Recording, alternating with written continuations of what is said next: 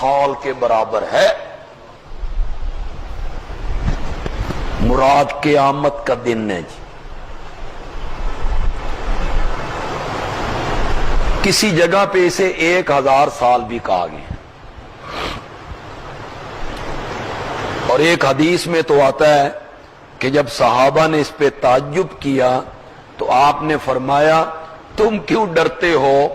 مومنوں پہ تو اس طرح گزر جائے گا جس طرح ایک فرض نماز. وہ تو منٹوں میں گزر گئے. تو مفسرین نے اس کا معنی کیا کہ یہ طول دن کی طوالت لمبائی ہر بندے کے عمل کے مطابق ہو. کسی کو لگے گا 1 دن، کسی کو لگے گا سال کے برابر، کسی کو لگے گا 10 سالوں کے برابر، کسی کو 100 سالوں کے برابر، اور کسی کو 50,000 برس کے. یہ ان کے اعمال کے مطابق ہوگا. حضرت ابن عباس رضی اللہ تعالی عنہما جو مشہور مفسر صحابی ہیں، وہ فرماتے ہیں کہ مراد 50,000 برس نہیں ہے، بلکہ اس دن کی طوالت اور دن کی لمبائی کو اللہ بیان کرنا چاہتے ہیں، اور اس کو کہیں 1000 برس میں ذکر کر دیا اور کہیں اس کو 50,000 برس میں اللہ نے ذکر کر دیا. فَاصْبِرْ صَبْرًا جَمِيلًا، اسے کہتے ہیں نبی پاک کے لیے تسلی. یہ آپ سے عذاب مانگتے ہیں، تمسخر اڑاتے ہیں، مزاح کرتے ہیں. کب آئے گی قیامت؟ کب آئے گا عذاب؟ میرے پیغمبر ان کے بکواسات سے گھبرانا نہیں. فصبر، صبر کر. صبرن جمیلن، شائستہ صبر. جمیلن، خوبصورت، برداشت والا. صبر کر. انہم یرونہ بعیدا ونراہ قریبا، یہ مشرک اس عذاب کو سمجھ رہے ہیں بعیدا، دور، ونراہ قریبا، اور ہم اس کو دیکھ رہے ہیں قریب. یہ تمسخر اڑا رہے ہیں، یہ مذاق بنا رہے ہیں، یہ اسے دور سمجھ رہے ہیں، ہم اسے بالکل نزدیک جان رہے ہیں. کیسا دن ہوگا؟ یوم تکون السماء کالمہل. مہل کا معنی ہوتا ہے دھات کا، چاہے وہ تانبے کی ہو چاہے وہ چاندی کی ہو، جتنی بھی دھاتیں ہیں. جس دن ہو جائے گا آسمان کالمہل، پگھلی ہوئی دھات کی طرح. وہ پگھلا ہوا تانبا سمجھ لیں، پگھلی ہوئی چاندی سمجھ لیں. آسمان ہو جائے گا پگھلے ہوئے تانبے کی طرح. وَتَكُونُ الْجِبَالُ كَالْعِهْنِ، عہن کہتے ہیں دھنی ہوئی روئی، رنگی ہوئی روئی، رنگی ہوئی روئی، یعنی اس میں مختلف رنگ ہیں. سفید ہے، پھر کچھ سرخ ہے، کچھ سبز ہے. تو پہاڑ ہو جائیں گے رنگی ہوئی اون کی طرح. اور اگر آپ نے پہاڑی علاقوں میں پھرے ہوں آپ، تو پہاڑوں کے رنگ بھی مختلف ہیں، سفید، کالا، لال، تو مختلف رنگ ہیں. تو وہ جب روئی بن کے اڑیں گے نا تو مختلف رنگ نظر آئیں گے لوگوں کو. کالا ہے، لال ہے، سفید ہے. وَلَا يَسْأَلُ حَمِيمٌ حَمِيمًا، انہوں نے میں نہ کیا کوئی دوست کسی دوست کا پرسان نہ ہوگا. لیکن حمیم کا معنی مطلق دوست نہیں ہوتا. حمیم گرم، گرم پانی، وہ دوست جن کی دوستی میں شدت ہو، محبت ہو، جسے پھر ہم اپنے لفظوں میں کہتے ہیں جگری یار. تو حمیم صرف یار نہیں، صرف دوست نہیں، جگری دوست. لا یسالو حمیم حمیما، کوئی جگری یار کسی جگری یار کے بارے میں نہیں پوچھے گا میرا یار کہاں ہے آج، آپ مریندی وتاں تے تینوں کتھے گھتاں. اس وقت تو ماں بھی اپنے بیٹے کو کہتی ہے نا جب مصیبت پڑ جائے، آپ مریندی وتاں تے تینوں کتھے گھتاں. کوئی جگری یار اپنے جگری یار کے متعلق نہیں پوچھے گا، نظر نہیں آئیں گے، نہ فرمایا یبصرونہم، ایک دوسرے کو دیکھ رہے ہوں گے کہ وہ میرا یار ہے، وہ میرا دوست ہے، وہ میرا ساتھی ہے، وہ میرا پیر بھائی، دیکھ رہے ہوں گے. پھر کوئی نہیں پوچھے گا. یود المجرم، اللہ تعالیٰ اس دن کی شدت کو بیان کرنا چاہتے ہیں مختلف انداز سے، مختلف صورتوں میں. یہاں کیا انداز اپنایا اس کی شدت کا، کیسا شدید دن ہوگا اور کس طرح گھبراہٹ ہوگی. یودو چاہے گا، خواہش کرے گا، المجرم گناہگار، مجرم، لو یفتدی کہ وہ بدلے میں دے دے. فدیہ، یفتدی فدیہ کس معنی میں ہوتا ہے؟ بدلہ.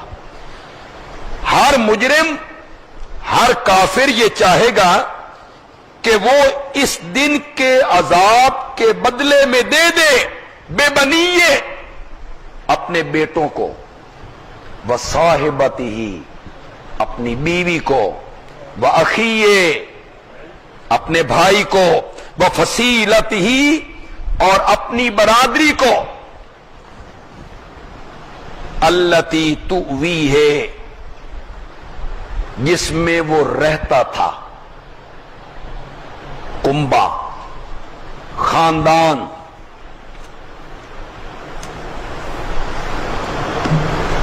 اس برادری کو، ماموں، چچا، خالائیں، پھوپھیاں،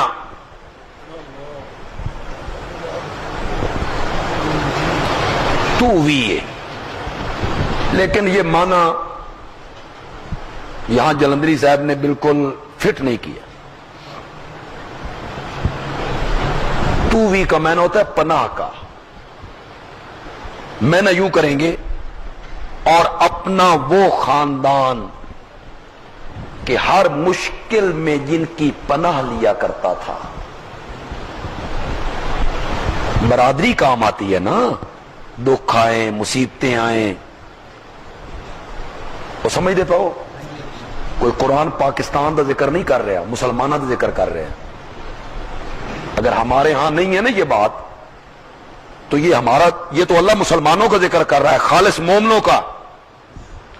جب کوئی مرگ ہوتی ہے گھر میں کون پہنچتے ہیں؟ خاندان، برادری.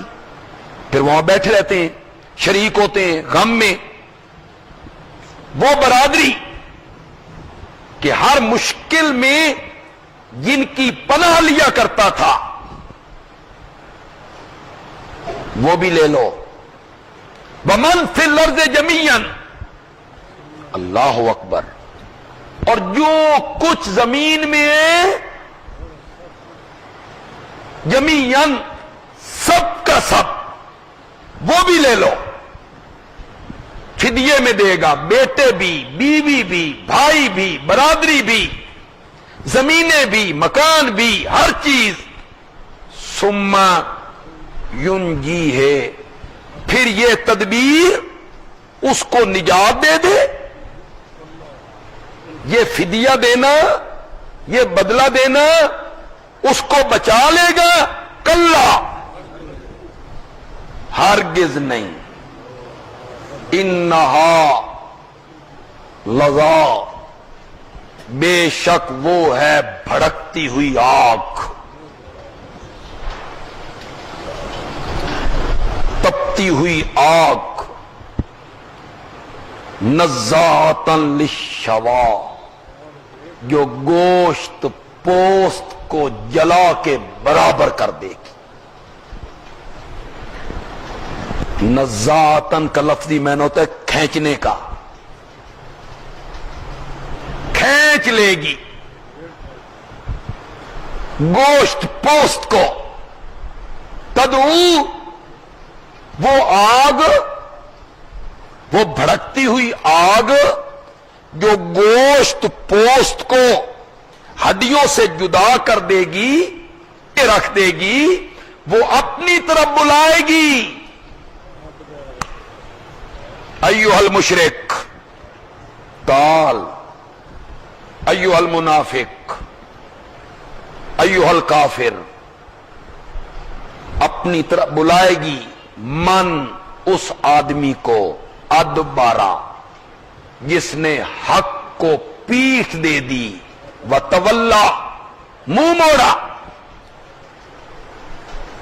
اللہ اور اللہ کے پیغمبر کی بات کو نہ مانا، شریعت اسلامیہ کے احکامات کو نہ مانا، اسے بلائے گی۔ وجمع، اور اس نے مال کو اکٹھا کیا۔ فأوعى، پھر اسے سنبھال کے رکھا۔ سورت قلم میں بھی اللہ نے یہی دو سبب بیان کیے عذاب کے، حق بات سے اعراض کرنا، حق بات سے روگردانی کرنا، اور مال کو جمع کرنا، اور اسے گن گن کے سنبھال کے رکھنا، اور اس میں حقداروں کا حق ادا نہ کرنا۔ ہر جگہ پہ اللہ نے ان دو باتوں کو ضرور ذکر کیا ہے۔ الہاکم التکاثر حتی زرتم المقابر، ویل لکل ہمزۃ لمزہ الذی جمع مالا وعددا۔ مال کو گنتا ہے، اکٹھا کرتا ہے، پھر اسے گنتا ہے، بینک میں کتنے پیسے ہیں، زمین کتنے ایکڑ ہو گئی ہے، دکانیں کتنی بڑھ گئی ہیں، آمدنی اس سال کتنی زیادہ ہوئی ہے۔ یہ آگ بلائے گی اپنی طرف، کس کو؟ جس نے منہ موڑا، پیٹھ دی، اعراض کیا، مال کو جمع کیا، پھر اسے سنبھال کے رکھا۔ ان الانسان خلق ہلوعا، ہلوعا، انہوں نے میں نے کیا کم حوصلہ۔ انسان کی تخلیق کی گئی ہے کم حوصلے والا، لیکن حل ان کہتے ہیں حرص کو، لالچ کو، تنگ دل،